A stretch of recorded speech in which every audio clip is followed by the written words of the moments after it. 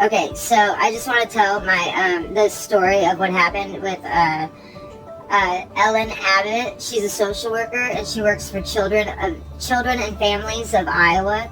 And in 2010, my daughter was 13 years old. Her name is Elena, and she was. I smoked pot. I smoked pot since I was 12 years old, and I had my daughter when I was 15, and that was in 1998, and I never smoked pot in front of her, never took her around drugs, barely even drank around her, and all I did was smoke pot in front of her one time just so I didn't have to hide it from her anymore, because she was getting older, you know, like a teenager, and I just wanted everything to be like cool, you know.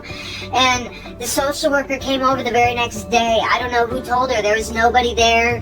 There was like nobody it was just me and my daughter in the room, and I was just like, you know, it's nobody. I didn't give it to her. I didn't encourage her to do it. I said, you have to be an adult, you know, because your brain, and I explained to her, your brain is not fully developed to make adult decisions until you're 21 years old. I told her everything. I did it right, but because they have this big thing against it, I didn't want my daughter to be corrupt and be believing like reefer madness or anything. So anyways, that's why social services were in my life. But guess what happened 2 years before that? No, just 3 years before that, my daughter Jordan, she was molested by Celso, and we went to the hospital to the doctor, who's a mandatory reporter, Dr. Shaw, or Dr. Sasha, I don't know, I call her Dr. Sasha, but my mom says it's Dr. Shaw.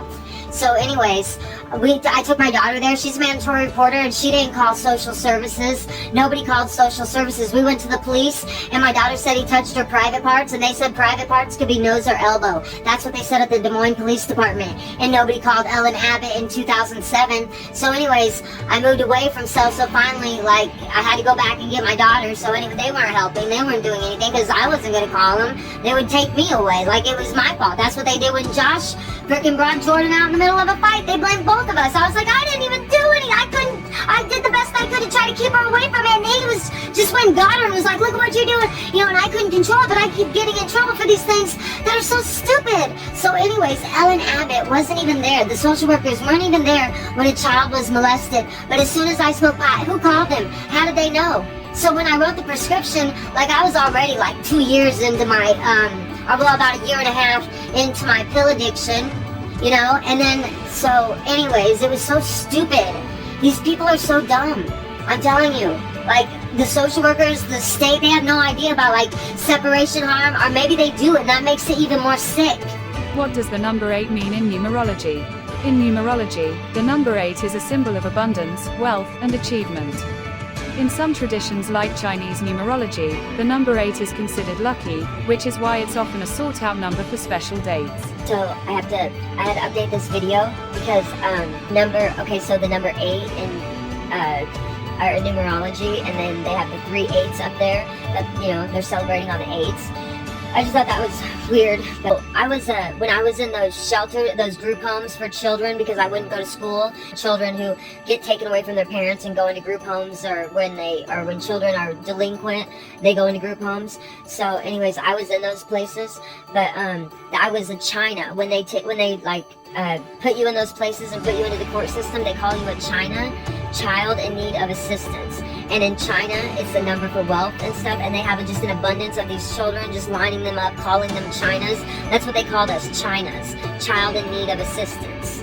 So I just thought that was interesting that we should add that in there onto the fact that it with the 8s. It just, you know, I know it seems conspiratorial, but it looks conspiratorial.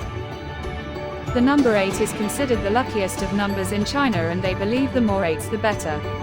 The Cantonese word for 8, which is pronounced ba, sounds similar to the word which means prosper or wealth.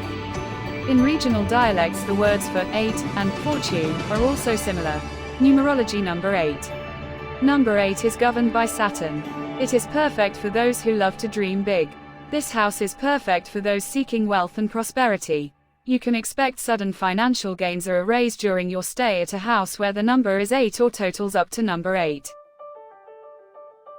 My fear is that they do it for money, and just because, like, the children are a business, you know, that's what they said they're run like, but they can't tell anybody because it's politicizing it and blah, blah, blah. Fuck that. You guys need to stay away from families and people that smoke pot. It's none of your business. You ruined a life. You ruined 3, 4 lives. You ruined a relationship with my daughter, and you don't deserve a job, Ellen Abbott. You don't deserve a job as an actress. You don't deserve a job in the CIA. And you don't deserve a job on Scorpion. You don't deserve a job on Scavland. You don't deserve a job. You don't deserve a job as Jessica Bailey with red hair, or Ellen Mathers, whatever you want to call yourself. But go look at the videos and see what these people have put me through. My entire life, I've gone through this with these people. Not once have they pursued a rape charge or molestation charge on me when I've been raped and molested, but they bug me for everything else. It's because I'm Native American, they know it. And they know it's provable, so they can ask for more money. How much money do you need from the BIA when you're supervising over a Native American? It's automatic. I know how it goes. So anyways, just so you know, that's my problem with Ellen Abbott, the social worker, and the social services and children and families of Iowa, because children and families of Iowa is who the social workers, is the business that they go through, I guess, for the social workers to work at, to come and destroy lives, and come, I mean, these people didn't even have children, and they were telling me how to raise my 3 children. I've been a mother since I was 15 years old. You know? I didn't need their help.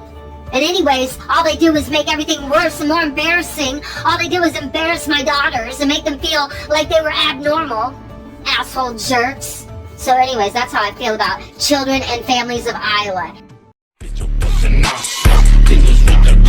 Suicidal cold shit, little, I should blood drip.